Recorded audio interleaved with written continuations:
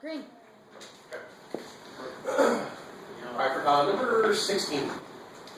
We have this shape here, and we are given a couple things.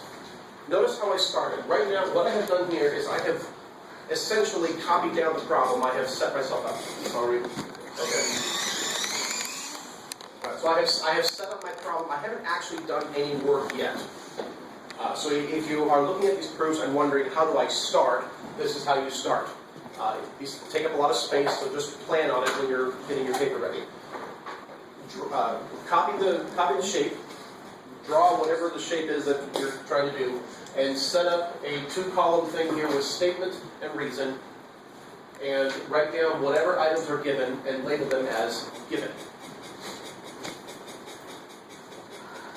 That's a loud eraser. All right. So write down, just right off the bat, put what the givens are, and then leave some space and down a bit put what it is that they want you to prove. All right. So we are trying to prove that triangle BCD, this triangle here, is congruent to AED. We want to prove that this triangle is congruent to this triangle. So let's put down what we know. Right, we are told that angle C is congruent to angle E, and we are told that line CB is congruent to line ED. So that's what we know. We're trying to get those two triangles congruent. We have two pieces. We have an angle and we have a side. What do we need? What can we use? Side angle, side. And just looking ahead a little bit, if these are the possible ways we can say the two triangles are congruent, side is probably not the one we're going to use because we have an angle and only one side.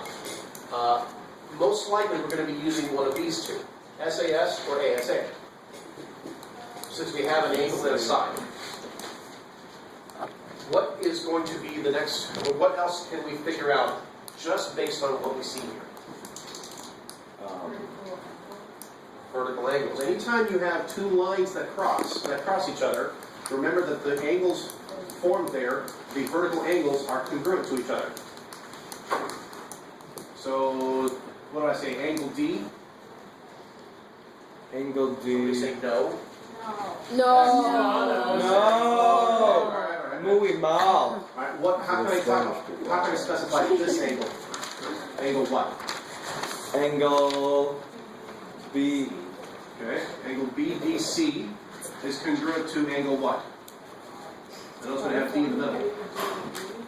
Yep, if we went from here to D to C, then we have to do it in the same order, ADE. So angle ADE, they're congruent. Those two angles are congruent. Why? Because they're what? Congruent. We already said they are congruent. Why? Because they're vertical. Because they are vertical angles. All right. Do we have enough information to say that the two triangles are congruent? Yeah. All right. If so, then what's the reason? Yes. ASA, he says. Do we have the angle between... ASA is the side between two angles. Is that what we have?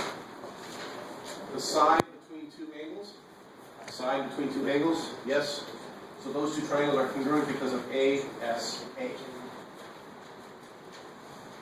And at least for now, the proofs are actually going to be relatively short. I did not need this much space. A little bit later, we actually will need most of that space. All right, let's take a look at 17. I've copied the shape down, labeled all the points. I set up my 2-column thing with statement and reason. I wrote down the information that has been given. Now I'm ready to actually start working the problem. Let's draw on here what they gave us. Line AD is congruent to line BD, right? And we're told that DC is perpendicular to AB. What does that mean? So if it's perpendicular, what does that tell us? How does that help us? That tells us something about angles, doesn't it? What do we now know about this angle and this angle?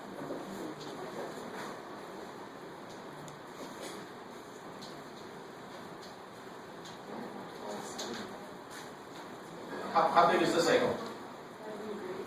How big is this angle? Okay, so is this angle congruent to this angle? Yes, they're both 90 degrees.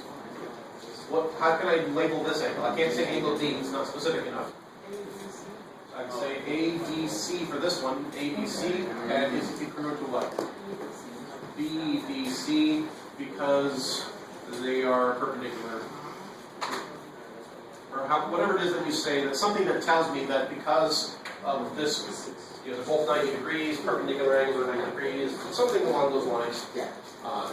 I have to know that you know why those two angles are congruent. Alright, now what?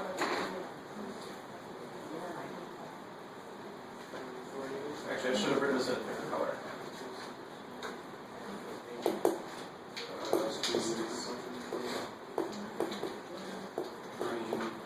we just said that angle ADC is congruent to angle BDC because they are perpendicular. It's perpendicular lines. Okay, now what do we have? What do we have to work with so far? A side. We have a side, and we have an angle. So Side. most likely we're going to be using one of these two again. Side angle side. Okay, side, angle, side. What other side can we use? Oh wait, no. We'd have to wait. Wait, would it be DB and AD for the sides? DB and AD. We already know that those two sides are congruent, so we have that. Oh, whoops, my bad. Line DC gets used twice. Once in this triangle and once in this triangle. So if we use it twice, we have to say that line DC is congruent to itself because that's the reflexive axiom. Do we have enough information to say that two triangles are congruent?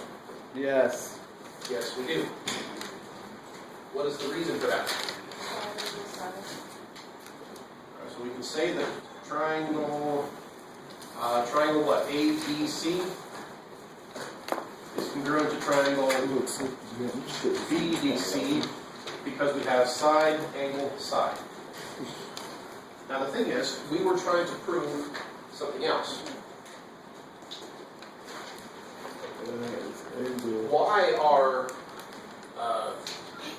Why is angle A congruent to angle B?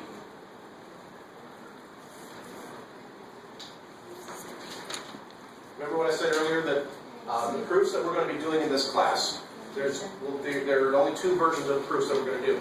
In one version of the proof, the last step is to prove that two triangles are equal. And if we're proving that the two triangles are congruent, and if that's the case, the reason needs to be one of the items from this list. The other kind is we're going to proving something else, two other things are congruent. In order to do that, we prove that two triangles are congruent, and then we make sure that those two things are the corresponding parts of congruent triangles. And corresponding parts of congruent triangles are congruent. That's the reason that these are congruent. So recap again, the two types of proofs we're doing, we're either proving that two triangles are congruent. Please be careful with my phone. We're proving that two triangles are congruent for one of these reasons, or we need to prove that two triangles are congruent and use that as the basis for saying that two other things are congruent because of CPCPC, because corresponding parts of congruent triangles are congruent. Cool beans. So I will get this video posted to YouTube, and you can watch it again and again until you get the idea. I will. These are kind of weird to get the hang of, but once you get the hang of it, it goes a lot better. And that's enough for today.